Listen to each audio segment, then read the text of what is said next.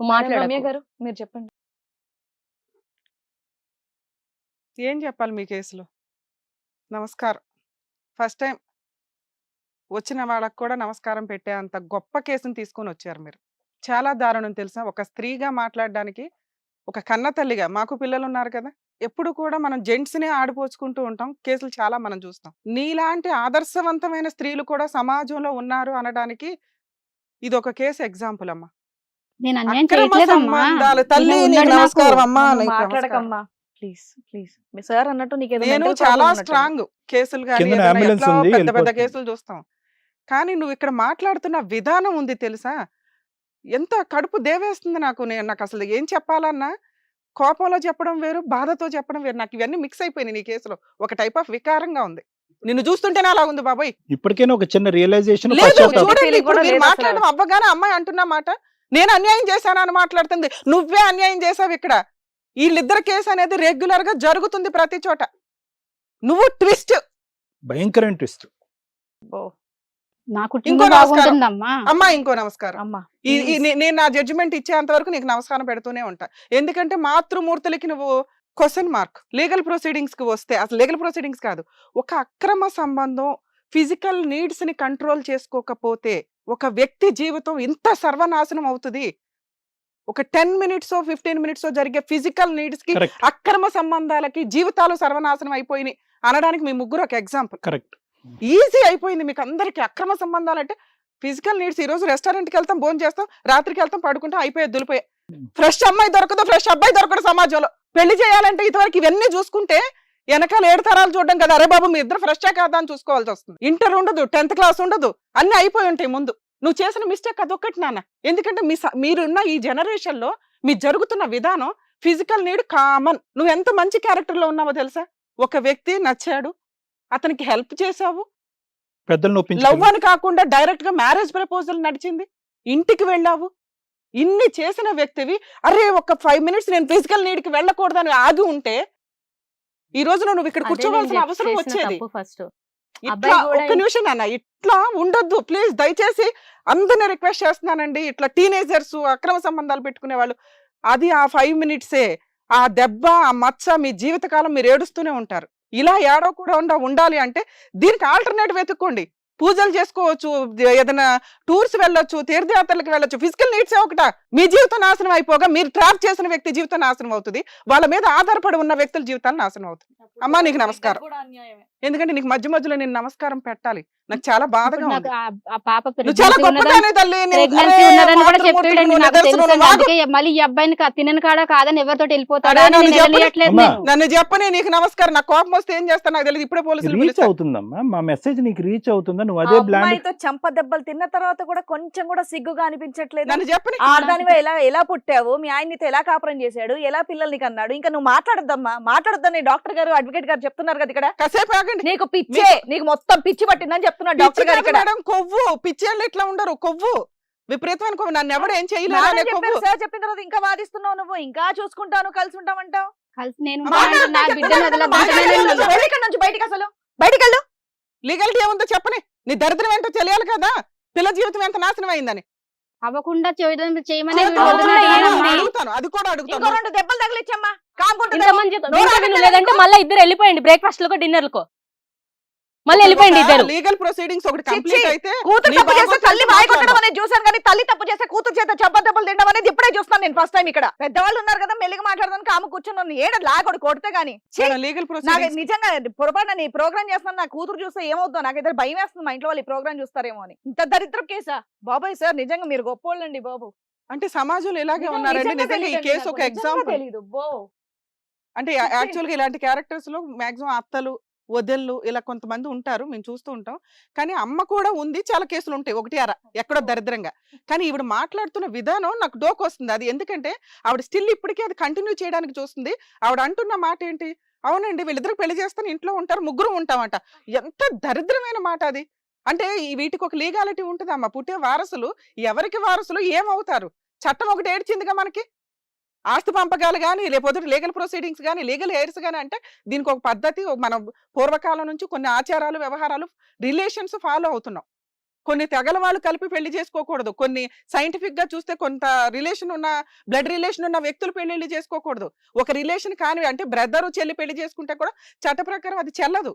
అలాంటిది నువ్వు వచ్చి నేను అక్రమ సంబంధం పెట్టుకుంటానండి వీళ్ళిద్దరు ఉంటారంటే ఆ దరిద్రం మీరు ఇంటి దగ్గర చూసుకోండి. కానీ మీ అమ్మాయి అలాంటిది కాదు, నువ్వు అలాంటి దానివి. మీ అమ్మాయి వచ్చి నాకు న్యాయం చేయండి, వాడు ఒక అమ్మాయితో రిలేషన్ పెట్టుకున్నాడు, అది ఎవరితో కనిపెట్టి దాన్ని కట్ చేయండి అంటే మేము ఇంకెవరో అనుకుంటున్నాం. ఈ పిల్ల వచ్చి నువ్వు మా అమ్మ అనేసరికి నాకు షాక్ అయింది. ఇక్కడ ఈ కెమెరా ఇక్కడ డాక్టర్ గారు అడ్వకేట్ గారు లేకపోతే నిజంగా చెప్పు తీసి కొడుతున్నావు మాట్లాడే మాటలకి నాకున్న కోపం. మాకు ఆ రైట్స్ లేవు కాబట్టి ఆగాం. గానీ మేడం నాకైతే అదే బీపీ, నాకైతే నేను చేసినప్పుడు నెగటివ్ క్యారెక్టర్ అంత బీపీతో వర్క్ చేస్తాను అనమాట. నేను బేసికల్ గా నాకు ఇచ్చే క్యారెక్టర్స్ కి ఇప్పుడు నాకు కూర్చున్న దానికి నువ్వు మాట్లాడే ప్రతి మాటకు కూడా లాక్ కొట్టబుద్ధి అవుతుంది. ఇప్పుడు నాకు తెలుసు అలాంటి పనులు మేము చేయకూడదని, ఏది తప్పు ఏది రైట్ అనేది మాకు తెలుసు కాబట్టి కాము కూర్చొని ఉన్నాను. ఈ మాట కూడా మాట్లాడొద్దని అనుకున్నాను, నేను చాలా సేపు నుండి కంట్రోల్ చేసుకున్నా. కానీ ఇక్కడ మేడం సార్ వాళ్ళు మాట్లాడిన తర్వాత కూడా నువ్వు కంటిన్యూ చేస్తున్నావు చూడు, నాకు అవ్వట్లేదు. ఇప్పుడు ఇతనని నేను ఏమని పిలవాలి? ఇతను నేను ఏమని పిలవాలి? ఇతనని పిలుద్దు ఉండు, ఏం పిలుస్తావో చెప్తాను, నీ దరిద్రానికి ఏం పిలుస్తావో చెప్తాను. చెప్పండి అమ్మా, నేను కూర్చుంటా ఇక్కడ వింటా. ఒక అక్రమ సంబంధాల వల్ల ఈ రోజున మీ అమ్మాయి జీవితం నాశనం చేశావు. యాక్చువల్ గా లీగల్ ప్రొసీడింగ్స్ లో ఈ అమ్మాయి జీవితం ఎవరైనా నాశనం చేస్తుంటే దాన్ని కట్ చేసి దానికి చెంపలు పగలగొట్టి పంపించేవాళ్ళం. నీలాంటి కన్న తల్లితో రిలేషన్ ఉన్నాక ఈవిడ మేము రిక్వెస్ట్ చేయాలి ఇంకా, ఎందుకంటే ఇది కంటిన్యూ అయ్యే రిలేషనే కాదు. అట్లాంటి దరిద్రుడితో ఈవిడ కంటిన్యూ అవ్వడం తర్వాత సంగతి. నీలాంటి వ్యక్తితో రిలేషన్ పెట్టుకున్నాక దీని గురించి థింక్ చేయడం కూడా ఆ పిల్లకి మానసికంగా శారీరకంగా చాలా ప్రాబ్లమ్స్. లీగల్ ప్రొసీడింగ్స్ లో ఇట్లా నీకు ప్రెగ్నెన్సీ వచ్చిందో మాకు ఇంకా తెలియదు, ఎందుకంటే మీరిద్దరు చెప్తున్న అబద్ధాలే. మీరిద్దరు కలిపి పిల్ల జీవితం నాశనం చేసి అబద్ధాలతో వాడేసుకున్నారు. ఆయన నిన్ను మోసం చేశాడు, నువ్వు ఆమెను బ్లాక్మెయిల్ చేసావు, ఇవన్నీ అబద్ధాలు. మీ ఇద్దరికి ఒక అవసరమైన నీడ్స్ కోసం మీరు చేయాల్సిన చెత్త పనులన్నీ చేసి పడేశారు. సో ఈ ప్రాసెస్కి వచ్చేసరికి ఈ అమ్మాయి తలుసుకుంటే ఆ అబ్బాయి యాక్చువల్గా రేప్ చేసినట్లే లెక్క. రైట్. ఆవిడ కేసు ఫైల్ చేస్తే మీ ఇద్దరిని జైలుకి పంపించవచ్చు. ఆ పిల్ల రిక్వెస్ట్ చేస్తే నన్ను అడిగితే రిక్వెస్ట్ కూడా అసలు నేనే సర్వీస్ ఇచ్చేస్తాను బాబాయ్. ఎందుకంటే నీలాంటి తల్లి సమాజంలో ఇంకా ఉండకూడదు అని నా రిక్వెస్ట్. చాలా కేసులు చూస్తున్నాం, అక్రమ సంబంధాలు పెట్టుకొని చిన్న చిన్న పిల్లల్ని చంపేస్తున్నారండి వీళ్ళు అడ్డు అని. ఈ పిల్ల పెద్ద పిల్ల కాబట్టి బతికిపోయింది, కానీ మేబీ చిన్న పిల్ల అయితే చంపేసేదేమో. భర్త వదిలేశాడు అంటే ఈవిడ క్యారెక్టర్ ఎట్లాంటిదో మనం ఈజీగా ఊహించవచ్చు. డైవర్స్ అయిపోయినాయి, ఆ విషయం కూతుర్లకు కూడా తెలియదు. నిజంగా మీకు ఫిజికల్ నీడ్స్ అవసరం ఉంటే పెళ్లి చేసుకొని చావండి, అక్రమ సంబంధాలు పెట్టుకోవడం ఎందుకు? ఆ అబ్బాయి ఈవిడ కాదు ఎవరో పెళ్లి చేసుకుంటాడుగా, ఆ పిల్ల జీవితం నాశనం అయినట్టేగా. నేను చెప్పాను మేడం నీ కూతురు pregnant అని కూడా. చెప్పాడట. ఈ అమ్మాయి తలుసుకుంటే నాన్న మీకు ఒక మేడం, ఆప్షన్ ఏది ఏం చేస్తామనే తర్వాత ఆలోచిద్దాం. లీగల్ ప్రొసీడింగ్స్ లో నీలాగా ఉన్న వ్యక్తులు 1కి 4 సార్లు ఆలోచించండి అమ్మా.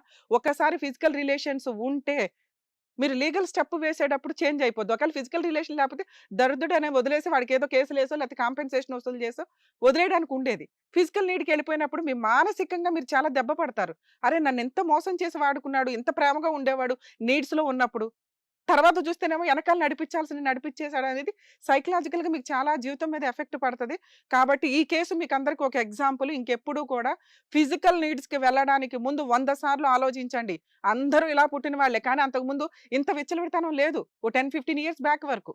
ఇప్పుడు ఎందుకు ఇంత విచ్చలవిడితనం వచ్చేసింది? మీకు ఆ ఫెసిలిటీస్ దొరుకుతున్నాయి, అబ్బాయిలు దొరుకుతున్నారు, అమ్మాయిలు దొరికేస్తున్నారు, సోషల్ మీడియాలో దొరుకుతున్నారు, ఫెసిలిటీస్ దొరుకుతున్నాయి. ఏదో ఓయో రూమ్ లో గోంగూర రూమ్ లో అనుకోని వెళ్ళిపోతున్నారు. వెళ్ళొద్దు, వెళితే ఇక ఇట్లాగే ఉండాల్సి వస్తుంది. మీరు తలుచుకుంటే వాళ్ళ మీద కేసు వేయొచ్చమ్మా. నా పర్సనల్ రిక్వెస్ట్ ఏంటంటే ఆ దరిద్రుడిని పెళ్లి చేసుకోవడం కంటే కూడా చేసుకోవడం కుదరదు. నేను ఎందుకంటే చేస్తాను అమ్మ మేడం, అనే నాకు వ్యక్తితో- అసలు ఇలాంటిది వద్దు. అమ్మ ఫస్ట్ ఒక కూడా నిమిషం. నేను మీరు మాట్లాడుదురు. అమ్మ అనే ఒక విషయంతో ఉన్నప్పుడు అలాంటి వ్యక్తిని పక్కన నుంచోడానికి కూడా అర్హత, అసలు చూడడానికి కూడా అర్హత లేదు. లీగల్ గా మీకు కేసు వేసే రైట్స్ ఉంటే మేము మా టీం అంతా కూడా మీకు 100% హెల్ప్ చేస్తామమ్మా. వాళ్ళిద్దరిని 7 years అన్నా జైలుకి పంపించవచ్చు. ఈవిడ మీద నాన్న మీ విషయానికి వస్తా. ఆవిడ గొప్పతనం నేను అప్పుడే మాట్లాడలేను సార్. మీ విషయానికి వస్తే నువ్వు ఒక అమ్మాయి రియల్ గా లవ్ చేసే అమ్మాయిలు ఈ మధ్య చాలా మంది అబ్బాయిలకు దొరకట్లా. నీ అదృష్టం ఏంటంటే ఆ అమ్మాయి దొరికింది. కర్మ, నీలాంటి వాళ్ళకే దొరుకుతారు ఇలాంటి వాళ్ళు. నీకు ఫైనాన్షియల్ గా హెల్ప్ చేసి నీకు జాబ్ ఇప్పించి నిన్ను ఒక స్టేజ్ లో కూర్చోబెట్టి అరే బాబు ఇంత చక్కగా బొమ్మలాగా ఉంది పిల్ల చేసుకుంటాను అని ఈమె మీ ఇంట్లో పరిచయం మాట్లా- కాకముందు వరకు నేను కూడా సిన్సియర్ గా చేశాను మేడం. ఏంటయ్యా సిన్సియారిటీ అంటే? ఒక 5 నెలలు సంవత్సరం ఇలాగే ఉంటదా? మేడం sincerity అంటే ఏంటి? ట్రాప్ లో పడి నేను జీవిత మోసం కాలాన్ని, చేశాను. ప్రేమ అనే మాటకి జీవిత కాలం కంటిన్యూ అవుతుంది. నువ్వేంటి 1 నేను year టైం రియలైజ్ పీరియడా అయినా మీకు? మేడం, నేను Sincerity రియలైజ్ అంటే. అయినా మేడం.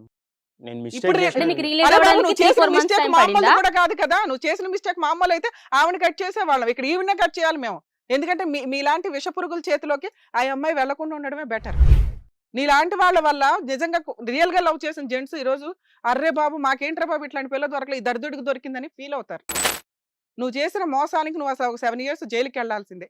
ఎందుకంటే మిస్టేక్ ఒక పెద్ద అమ్మాయికి లైన్ వేసి ఆవిడెవరో నిన్ను ట్రాప్ చేస్తారు రెడీ అయినప్పుడు నువ్వు వెంటనే ఈ పిల్లకి చెప్పి ఇలా ఇలా జరుగుతుందని ఫోన్ కట్ చేయలేవా, బ్లాక్ చేయలేవా, వెళ్లకుండా ఆగలేవా? నువ్వు కొవ్వెక్కి మాట్లాడ్డానికి పిల్ల ఉంది కదా, అప్పటిదాకా 12 దాకా అమ్మాయితో మాట్లాడి ఈవిడ ఎంటర్ అయిన దగ్గర నుంచి నువ్వు 10 ఫోన్లు కట్ చేయడం స్టార్ట్ చేసావు. తీరా చూస్తే 1 గంట దాకా దాంతో మాట్లాడుతూ కూర్చున్నావు. ఇక నీకు లవ్ ఏంటి గోంగూర? ఆవిడెవరో ట్రాప్ చేస్తే నువ్వు ఎవరు ట్రాప్ చేస్తే వాళ్ళు వెనకాల వెళ్తావు.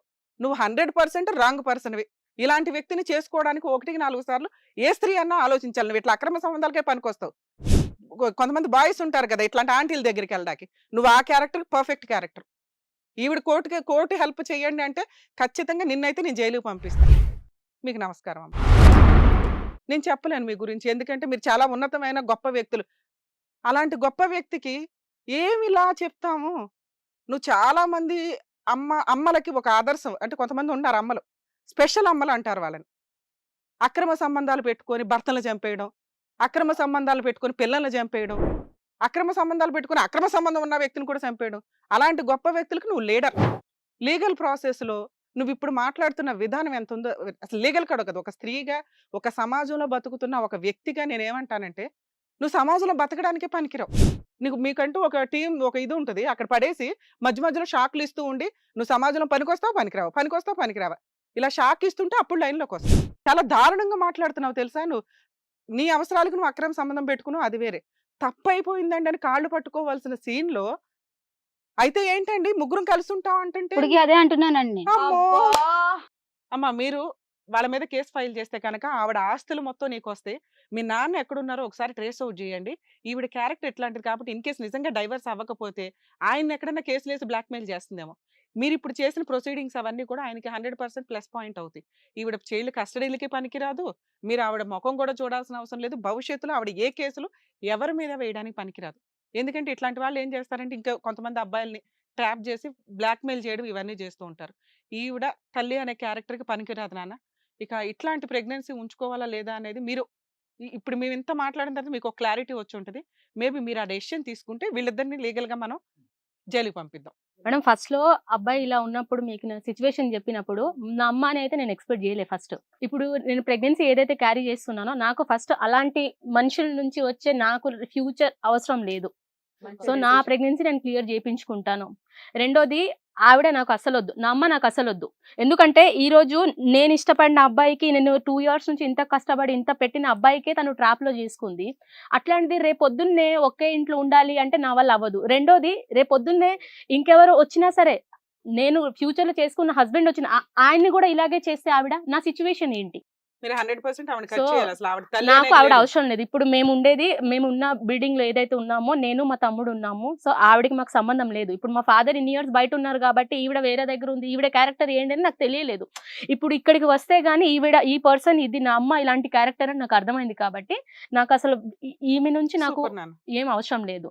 ఏదైతే వాళ్ళు మాట్లాడేసి నాకు ఏదైతే బిల్డింగ్ ఏదైతే ఇస్తారో నా తమ్ముడిని పట్టుకొని నేను అక్కడ ఉంటాను. నా వర్క్ నేను చేసుకుంటా. ఆ అబ్బాయి నుంచి అయితే నాకు 1% నాకు నేను పెట్టిన డబ్బులు కూడా ఎవడో బయటోడికి పెట్టినా అని అడుక్కున్నోడు పెట్టినాను వదిలేస్తా. ఆడ నుంచి నాకు అంటే 1 లేదమ్మా, రూపాయి నువ్వు వద్దు. ఇట్లా వదిలేస్తే వాళ్ళకి అదే అలవాటు అవుతుంది. మనం కేసు ఫైల్ చేద్దాం. మీరు కేసు వాళ్ళైతే ఫైల్ కట్ చేయండి. చేసేయండి. మీరు మేడం ఏదైతే మీరు తీసుకున్న కేసు పెట్టుకుంటే decision నాకు అవసరం లేదు, నేను వెళ్ళిపోతున్నా. ఓయ్ మీరు కేసు పెట్టుకోండి, వెళ్ళిపోతున్నా నేను. ఎంత బరితెగింపమ్మా.